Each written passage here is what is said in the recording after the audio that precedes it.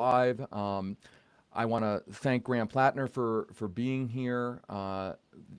You got an email from us. Everyone who's here probably got an email from us announcing this event. We're going to be taking your questions for Graham Platner, the Maine U.S. Senate candidate. We've been working frantically to put everybody's emails together who sent us questions to try to summarize them. Let me just start by just giving people context who may be coming to this not knowing much of what this is about. For the first time in almost 30 years, it seems like a Democrat could have a shot at unseating Republican Senate incumbent Susan Collins. So in Maine, in 2026, there's going to be this huge U.S. Senate race. And one of the candidates who's captured attention is our guest, Graham Platner. He's a military veteran, an oyster farmer, currently challenging Senator Collins in that race, although it is a Democratic primary, and we're going to get into that. Already, Graham Platner's campaign has resonated with Maine voters in a way that I think has surprised everybody, considering that Graham Platner is a first-time candidate. There are various polls showing him with a lead in the Democratic primary against two-term Governor Janet Mills. His stances on issues like affordability, foreign policy, et cetera, have really sent, I think, a shockwave into the Democratic Party, the Democratic Party leadership that has been trying to recruit a different candidate, most of them behind Janet Mills. That is what the Democratic Party leadership in Washington typically does in these races, tries to install its own candidate. Also, Graham Platner has been in the news because of reporters have dug up some of his personal Reddit posts from his past. His political director resigned over some of those statements. We're going to ask questions about that. Graham Platner has apologized for those past comments and is moving forward with the race. He has been endorsed, by the way, by Bernie Sanders, my old boss, who I worked for many years ago when he was in the House and then when he ran for president. So some of the questions we're going to be asking are about whether Graham Platner has a shot to win this race. What does the race mean? And so we're going to go straight to the source, Graham Platner himself. So first and foremost, Graham, thank you for being on this show. We really appreciate it. Oh, thanks, David. It's my pleasure to be here. Okay, so the first question we're just going to open it up to you is about why are you running for the U.S. Senate? What are the central things you hope to accomplish if you were elected senator? And as part of that, what do you think the central problem or problems are in American politics right now that are going unaddressed? Yeah, I guess I'll start with the last one first, which is that we have a politics now that seems to be entirely inaccessible for the average American. It is not a thing that people think they've got any input on. Certainly running seems outside the bounds for anybody with a normal background. I'll put it this way. When I go around the state of Maine talking to people, Republican, Democrat, Independent, doesn't matter. If you ask any working Mainer, do you think you live in a political system that has your best interest at heart? Nobody says yes to that. And people just feel completely alienated from the system itself. And that's why I'm doing this.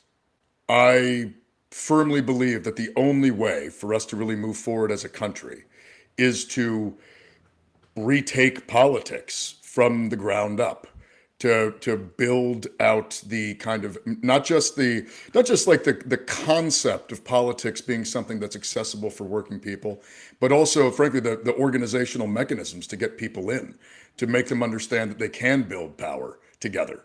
Everybody likes to point out I don't have a political background, not electorally. I do have a community organizing background, however, and it is in that world where I was exposed to labor organizing tactics, which I then took into community organizing. And I think that there is a real necessity right now, especially, to inject.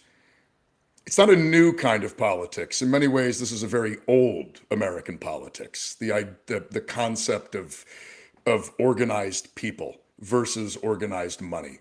But it is something that I think is sorely lacking in the state of Maine at this moment. And when I go around the state, everybody agrees.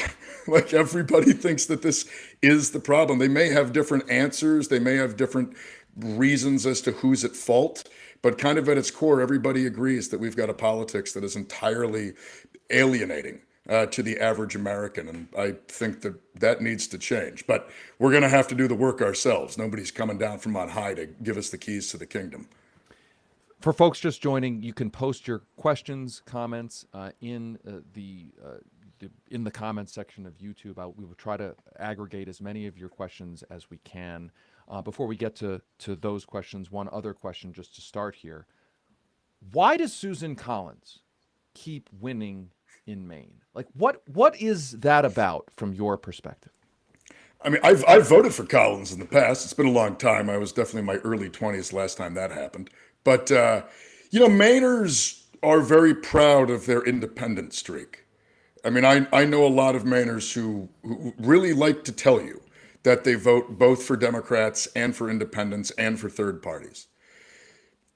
Collins, for a long time, has maintained a bit of a charade about her being this kind of moderate. And I honestly think that she kind of rode the coattails of Olympia Snowe, who I think was actually very much a maverick Republican who did stand out from her party, which is also one of the reasons why I think she got out of politics. She saw the writing on the wall where her party was going.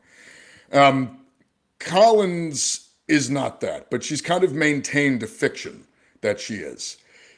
That, I think, is one of the reasons she's been able to hold on so long.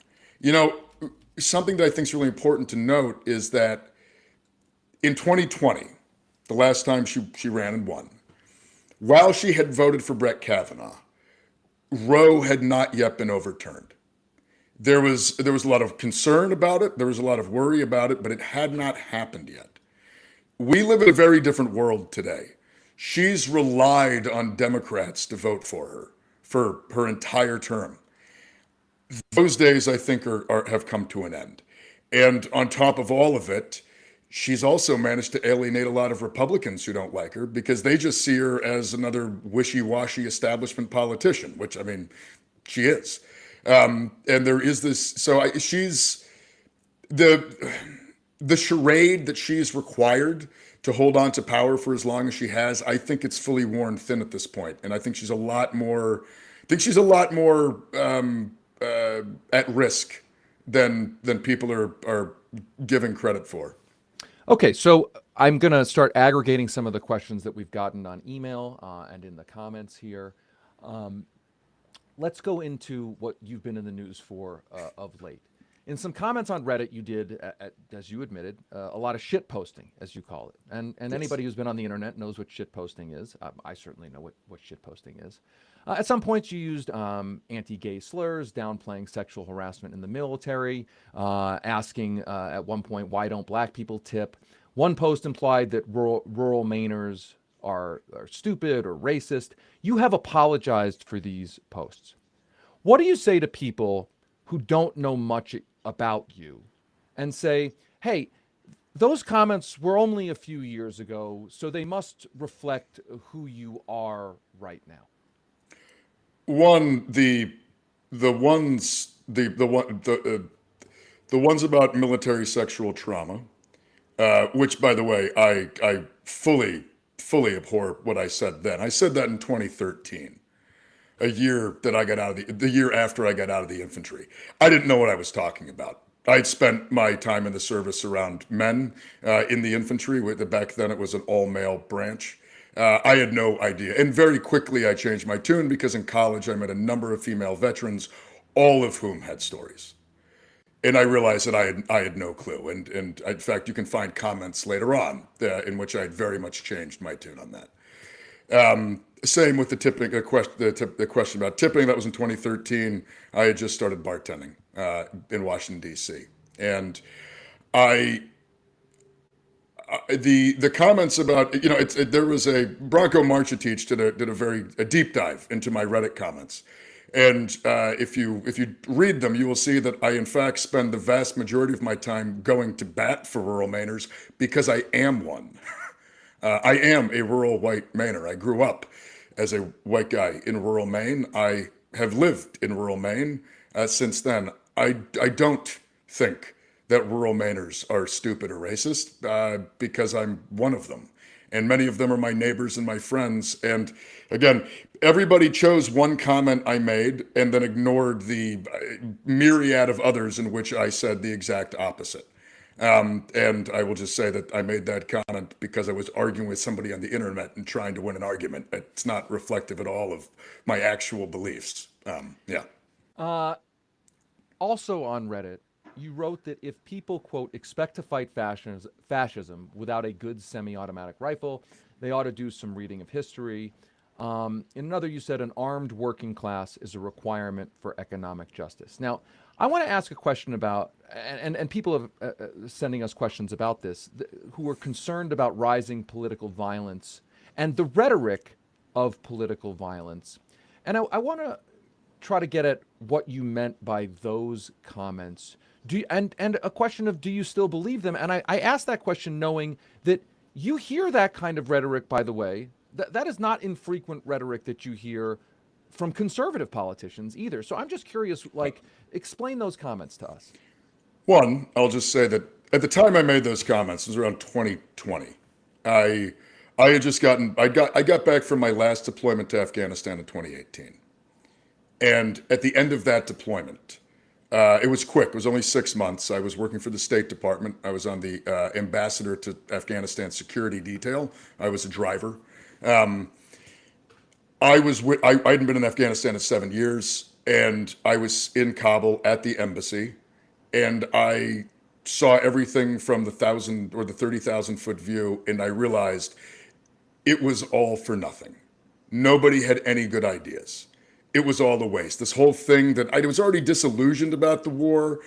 I was already pretty convinced that we were going to lose the war, but to go back 7 years after my last trip and realize that nothing had changed, no new ideas. The whole thing was a scam. The whole thing existed to steal money out of taxpayer coffers and give it to contractors. At least that, I mean, like, and I quit in disgust in summer of 2018, and I got really critical and really angry. And I leaned into, I would say far deeper critiques of the American economic establishment and of like the security apparatus in this country. And so for a number of years there, I was like, I very much was a burn it all down kind of person. But there was an irony that, like, that kind of total disillusionment made me quit, move back to my hometown and become an oyster farmer and kind of check out. I mean, I didn't want to be engaged anymore. I just wanted to be done with all of this stuff. I'd given up. And it was in the checking out where I got really involved at the local level, on the planning board as the harbor master, in community organizing. And I just completely rebuilt my hope, because I realized that a whole bunch of people around me, all my neighbors, my community members, people I didn't even agree with, they were all good people. All of them were good people trying their best in a larger system that was not going to let them succeed. And people respond to that in a myriad of ways. I lost that kind of more nihilistic version of things. Now, don't get me wrong. I think that people should have the right to defend themselves. I think that historically, yes, there is plenty of evidence that fascism has needed to be fought with force. I mean, I think it's very difficult for me to read a history book and not see that as a truth. Pointing that out, I don't think that's not a call to violence. That's merely an acceptance of what has occurred up until this point in history. I do think people should be able to defend their communities and defend themselves. And I mean, we have a Second Amendment in this country for a reason.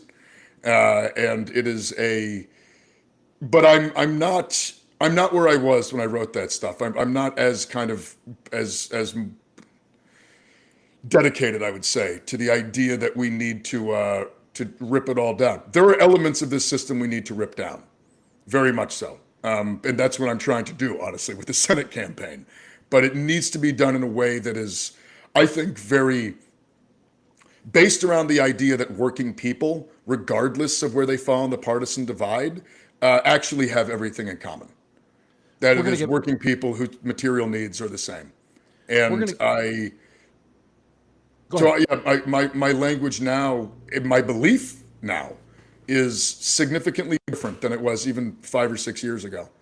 Mostly because I moved back into my hometown and witnessed, frankly, just the what people together can accomplish when they realize that they're all kind of in it together, and that gives me an immense amount of hope.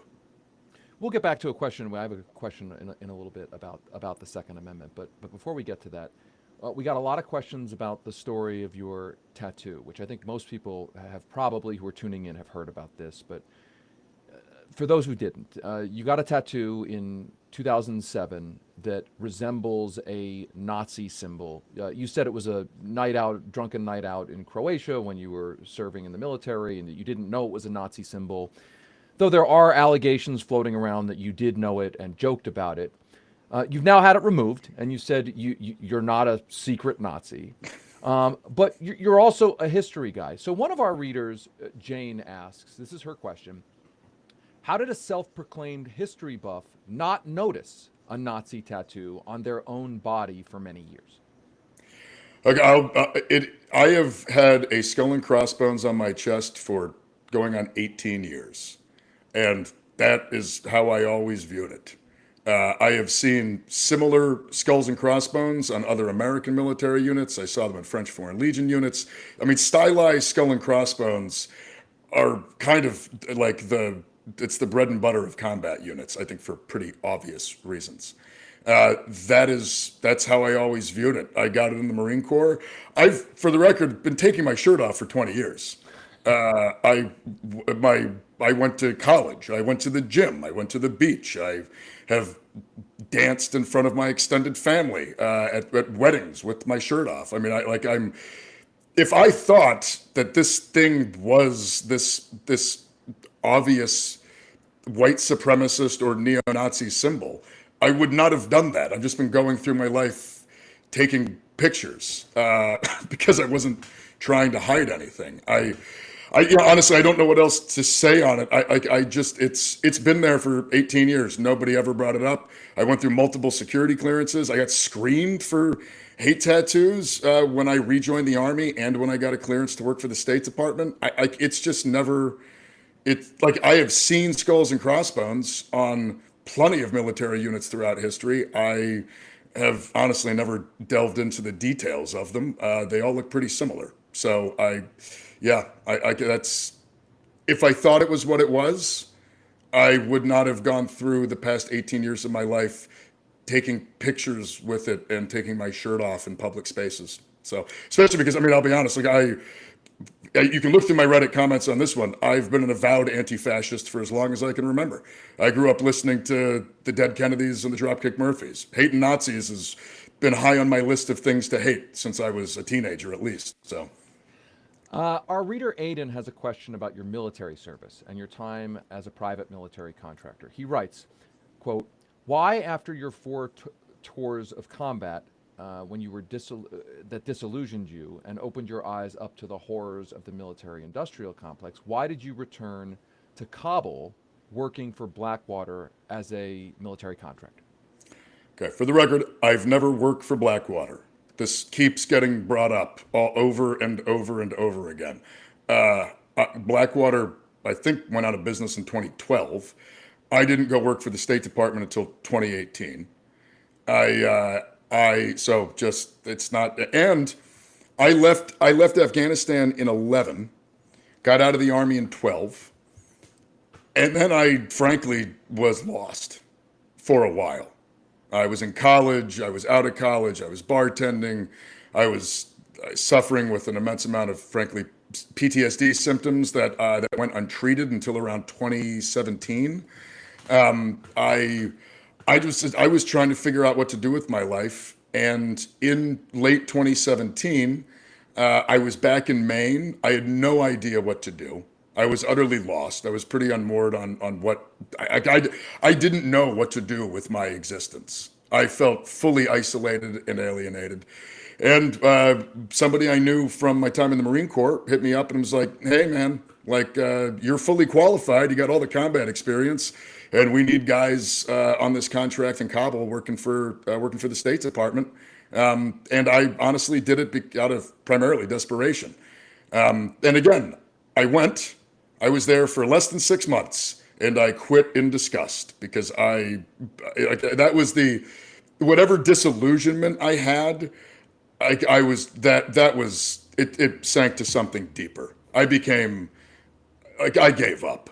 I saw the whole thing as such a waste, such a scam, and I wanted no part of it. So I quit, checked out, and I moved back to my hometown, and I bought a 19-foot Seaway skiff, and I became an oyster farmer. And after that, I never looked back, or not until I've had to look back now. But that was my. I just wanted to get away. I wanted to be done. I wanted to just get away from all of it.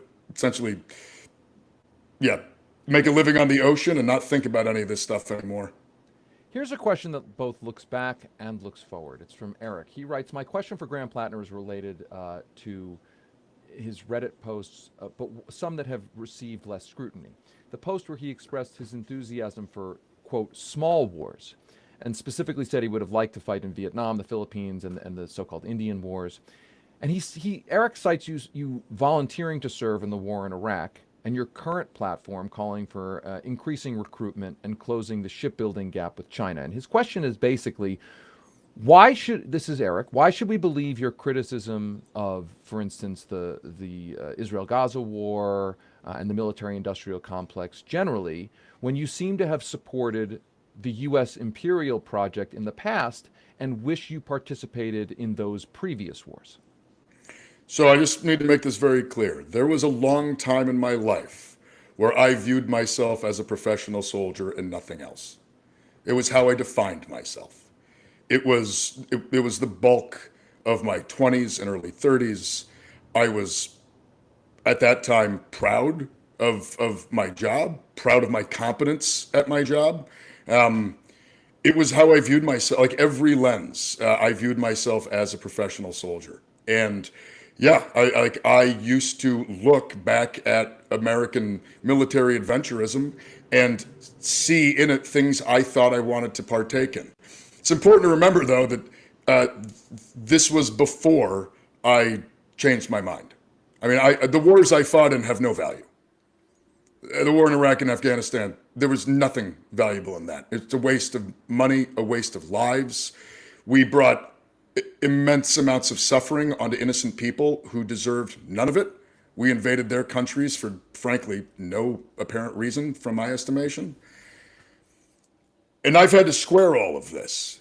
And it's a hard thing for me. I still have this my military service is still something I'm very connected with, while also something I'm deeply, I'm ashamed of what I took part in.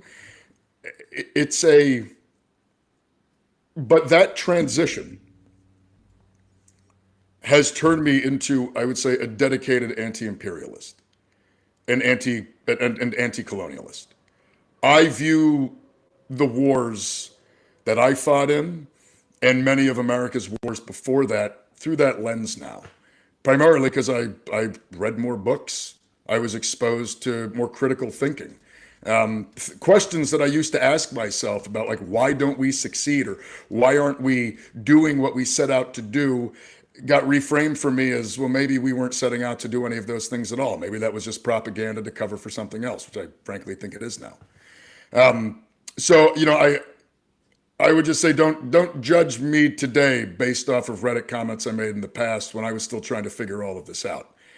Where I stand today, I would say, just unequivocal opposition to American support for the genocide in Gaza. I'm not a pacifist, but I am effectively anti-war. I will not use my role in the United States Senate to send young Americans off to go through the kind of horrors and trauma that I had to go through. I will fight that tooth and nail, because I don't want to get in too much to my service, but I'm not JD Vance. I didn't go sit in an air-conditioned office and occasionally take a mortar round now and again. Like I was in the infantry. That was what I did over and over and over again. And I know exactly what the reality of that looks like. And I am dedicated to making sure that people do not have to go through that, not the way I went through it. And I just want to say I appreciate you calling what's gone on in Israel and Gaza as a genocide. I think a lot of people do. I think that term is important to use. I want to one last question about your past, but it relates again to the present. In 2023, and this is a question about gun control, the Second Amendment. In 2023, there was a mass shooting in Lewiston, Maine, that killed 18 people, and a day after that shooting, Maine's Democratic Congressman Jared Golden, who had been a longtime opponent of gun control, issued a statement saying, quote, "I've opposed efforts to ban deadly weapons of war. The time has now come for me to take responsibility for this failure, which is why I now call on the Congress to ban assault rifles." You have been an opponent of an assault weapons ban, saying that conservative voters might support populist Democrats, quote, "but we lose them every time the phrase assault weapons gets mentioned." You've also written that, quote, "the best thing a candidate can say on gun control in the current environment is nothing. Many undecided rural voters will be able to be wooed if guns are just not on the list of things that are discussed." Now, it's worth mentioning that those comments, those posts were years ago, way Yeah. before the Lewiston massacre. But here's the question. Do you believe Congressman Jared Golden of Maine was wrong to have reversed his position on the assault weapons ban? Has your own thinking changed on gun control amid the rising tide of mass shootings, or has it changed on the assault weapons ban in specific? I think the biggest issue we have in a country awash in guns, which ours is access. I think that if we want to get a handle on gun violence, we need to restrict access to firearms for people who might have a violent history. So universal background checks on every single firearm sale, I think, is absolutely necessary. And we need to make sure that people having a mental health crisis have restricted access. So red flag laws, extreme risk protective orders. My issue with assault weapons bans, and it remains to be this, is that somebody who has spent my entire life around firearms, who has been a firearms instructor for ages, when I read them, they are often seemingly written by people who don't know very much about firearms. And I'm not convinced that banning banning aesthetic elements of something versus a mechanical element or something around how effective it is or its power. I don't see much value there, especially because you're going to burn a lot of political capital to do it, and you're probably not going to get the outcome you wanted. I mean, right now there are 20 to 30 million AR-15s in the United States.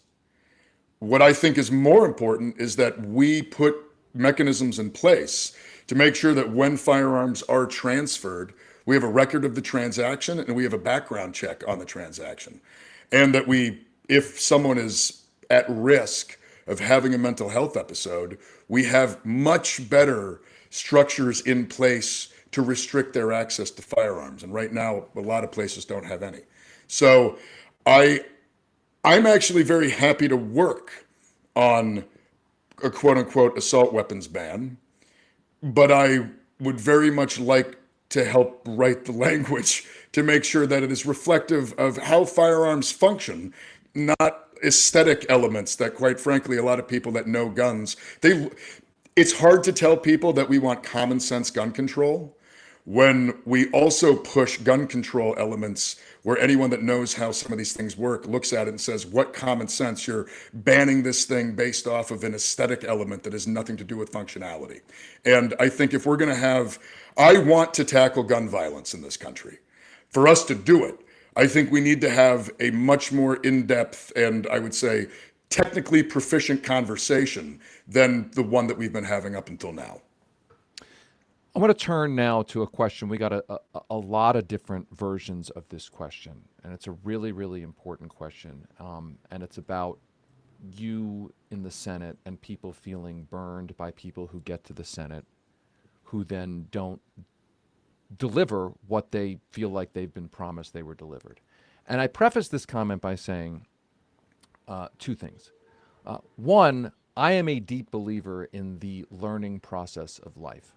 I believe that people live imperfect lives, and that part of our problem in politics is that there's no space for people to ever change. That any kind of change, any kind of apology, any kind of contrition is simply seen as disqualifying.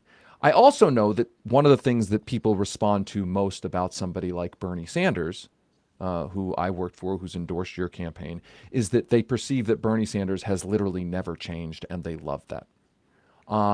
So a lot of our readers wrote in with this macro question about your candidacy. And I think a lot of our subscribers take to heart your statements that you were in a dark place when you did those Reddit posts, that you're human, you haven't lived a perfect life. But what about those who see a guy like John Fetterman in their mind, the senator from Pennsylvania, a guy who campaigned as a populist and now is often a Trump aiding thorn in the side of the Democratic Party, progressives, in my mind, just to get attention for himself. These readers see your past statements and fear that once you get into office, you will change, especially because they don't know that you don't have a voting record in public office to judge. As one of our readers, Camillo, put it, quote, "My concern with politicians presenting up front as if they are progressive or left-leaning is the switch up they commit once elected, like John Fetterman. How can Graham Platner guarantee that he will not do that?" And I would also add an asterisk to that. What do you say to people who say, "I'm worried that the old Graham Platner will be the Senator Graham Platner"? Yeah, that's fair. Look, and I will just say, as somebody who is deeply disillusioned with American politics, if I was me looking at me, I would have the exact same question, right? We've been burned before. Yeah. That's very clear. Two things I would say. One, if like Bronco Marchitich, you want to do a deep dive into my Reddit history and really go through all of it, you will see that while I have changed my opinions on some things, there is throughout a pretty deep commitment to progressive values and to, I would say, like economic progressivism. That is something that I've held dear for a long time. My I guess detailed views on it. I have now today a more solid foundation as to the kinds of policies I want to push, the kinds of work that I want to do, what I would like to do in the Senate, what I like to use the role of a U.S. Senator to do. However, I've got a long kind of history of this arc. It's not like I used to be a hardcore right-winger conservative, 13 years ago. I had problematic views that were in relationship primarily to my military service. But even back then, I was fairly convinced that we have an economic system that screws people. So there's that. I would also say that this one's hard for me to actually prove, I guess, but as more reporters, as more people come down into my real life and ask around Sullivan, Maine, and talk to my neighbors, you'll learn that this is very much just who I am. There is no affectation here. I've been an oyster farmer for the past 8 seasons. I live a simple life. My wife Amy and I don't have a lot. We've been living a simple life. It was the simple life that we wanted to live, and we've had to give it up. And that's hard for us because we worked immensely hard to build. I love the life that I had up until 2.5 months ago. I loved it. I worked on the ocean for myself. In my hometown, I have like the connection of a sense of fulfillment that I really didn't even know I was capable of ever having. And my life worked out in really spectacular ways for me, even after years of struggle. So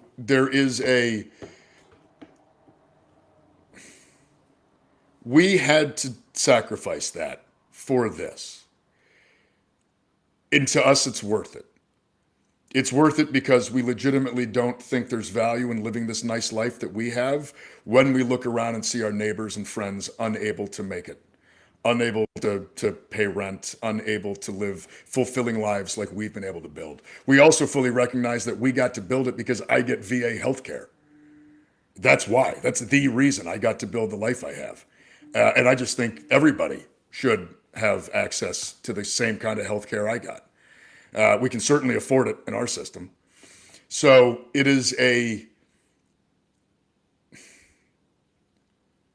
I know that these are just words that I can say, but I have a deep, deep commitment to building a different kind of world, a different kind of economic foundation, a different kind of political system, one that is far more responsive to the needs of real people. That's why I've done this, and it's honestly why I'm willing to keep with this thing. I mean, the past 2 weeks have been brutal, man. I'm sure. Yeah, Look, I'm sure. And the thing is, look, the thing is, I will say, I think it's important for you to address the John Fetterman question. Let's just use that as right. And you talking to yourself, knowing that you yourself would have the same questions for you as a candidate.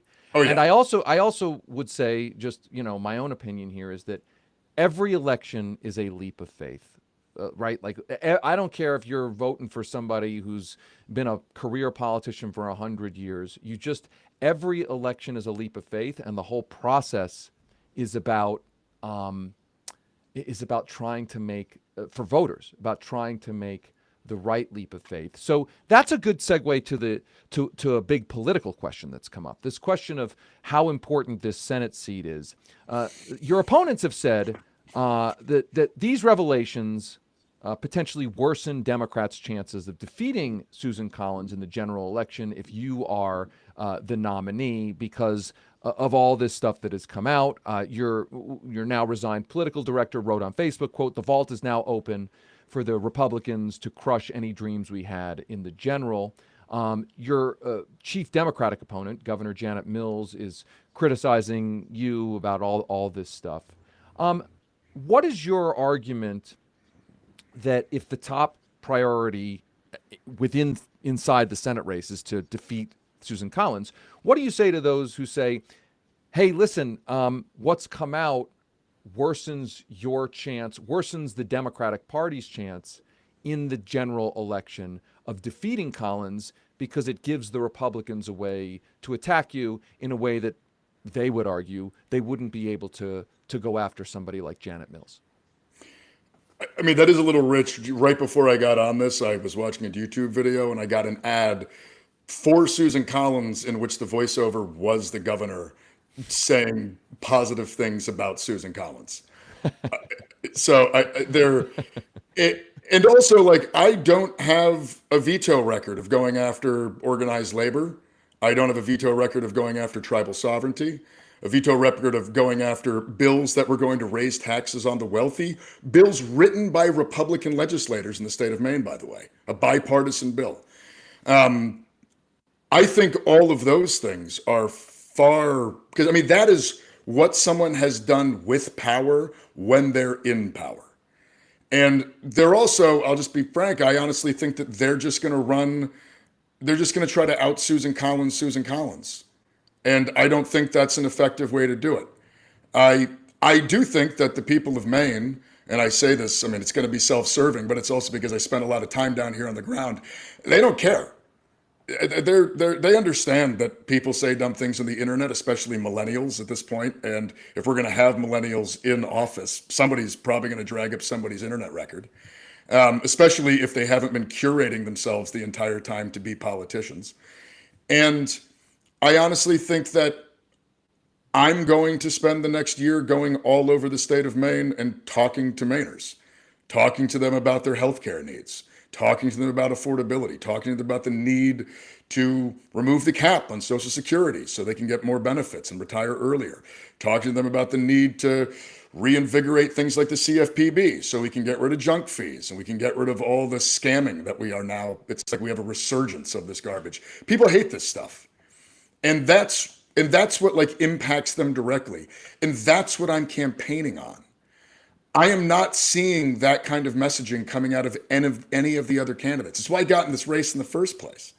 If there was somebody else that was running on my kind of politics, I would have much rather stayed an oyster farmer, and I would have done that. But there isn't. Nobody seems interested in doing it. So I think that it is far more of a liability to have a clear, long term political history as part of the establishment, to be supported by Chuck Schumer and Washington, D.C. This is what everybody hates right now. And I think that that is going to far outweigh, internet comments I made 10 years ago. I just honestly don't think that's as.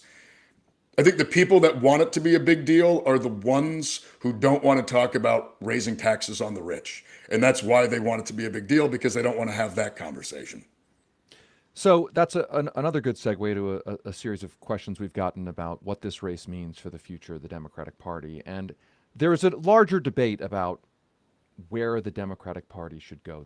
There's one faction inside the Democratic Party that's gotten a lot of media attention, arguing essentially that oligarchy is not the central problem in American politics, and that instead the real problem is government regulations preventing oligarchs essentially from delivering real widespread, what they call abundance to the public.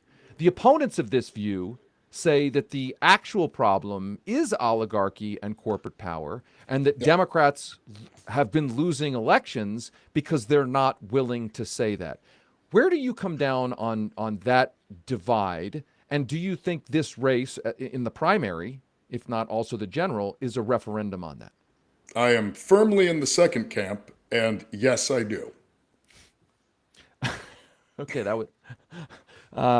Okay, that was an easy question. What about I mean, it's, but yeah, I mean, yes, absolutely. I think that is the divide. And I think, frankly, if the Democratic Party wants to have a future, it needs to return to being the party of working people. It needs to be returned to being the party of putting the brakes on the capture of our political system by the ultra rich and corporate interests. I mean, the Republican Party's not going to be that. We know that. So, I mean, I'll just be very upfront. There's a lot of talk these days about a big tent Democratic Party, and I agree with that. I do think we should have a big tent. I don't think we should have a lot of ideological purity tests.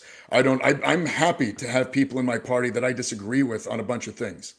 The only people I don't want in the party are outright fascists and people who would rather serve the interests of corporations and the billionaire class. Make them go be Republicans. Make them have a moment where they figure out what's more important, their progressive social values or the fact that they want corporations to still rob Americans. That should be but we need to get that out of our party. That is not, because if the Democratic Party doesn't do that, then I think we are doomed. One last question. I know we're pressed for time, but I think it's important to always ask candidates this question. What is your central thesis about why the Democratic Party has not been able to defeat Trumpism and Donald Trump specifically? And I want to overlay that with the idea that Donald Trump is, I'm guessing you agree that Donald Trump is a kind of an avatar of the oligarchy that you're talking about, and yet the Democratic Party has not been able to defeat him. How do you explain that?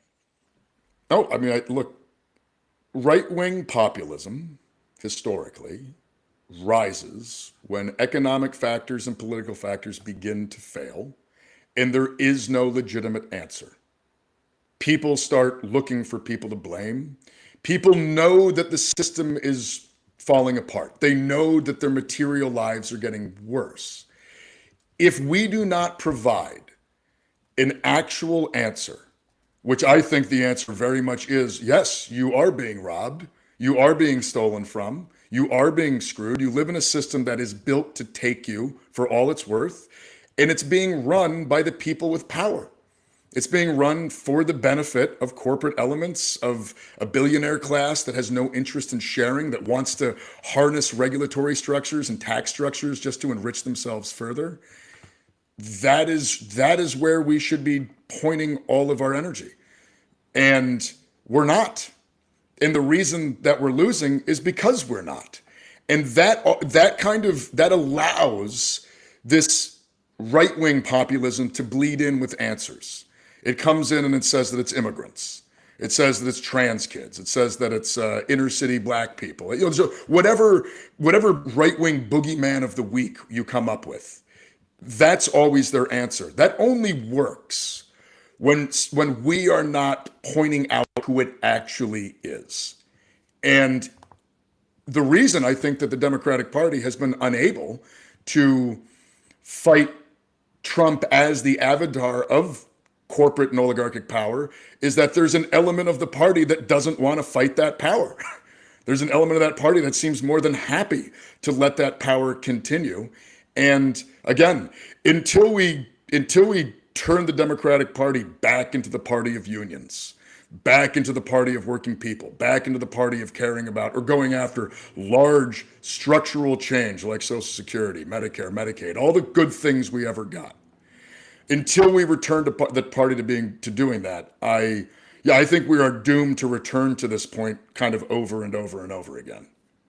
Graham Platner is a U.S. Senate candidate running in the Democratic primary in Maine. Graham, I want to thank you for taking all of our readers' questions and answering them frankly, and I want to thank you for taking the time with us, and I want to thank everybody who was joining in, who has listened to this. I want to encourage you to go follow our coverage of these Senate races at levernews.com, and thank you everyone for being here. And Graham, once again, thank you for taking time with us. Really appreciate it. Yeah. Thanks, David. It was my pleasure. Really appreciate it. Thank you.